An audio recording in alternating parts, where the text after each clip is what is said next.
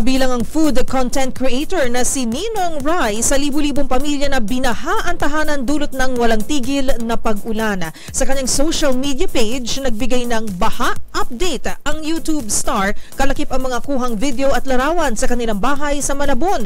Ang iba pang detalye tutukan sa Showbiz Report na ito.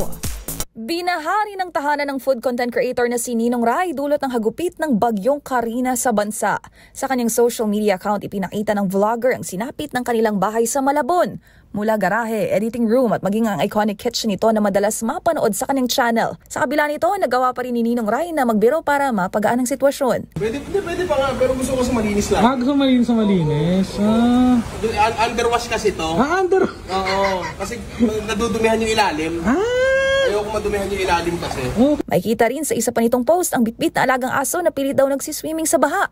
Samantala, sa huling FB Live ng YouTube star, ibinahagi nito na hindi na sila nag-evacuate dahil tumila ng ulan. Sa ngayon, target daw na masimula ng paglilinis sa binahang tahanan. Yung gastos, yung linis. Tsaka kasi, maglilinis kami. Matagal-tagal kami hindi makakapag-shoot kasi kailangan na bilinisin na maayos to bago kami makapagluto talaga ng maayos. Lahat ng plato, lahat ng kutsara, lahat ng mga kaldero, kalan, kawali.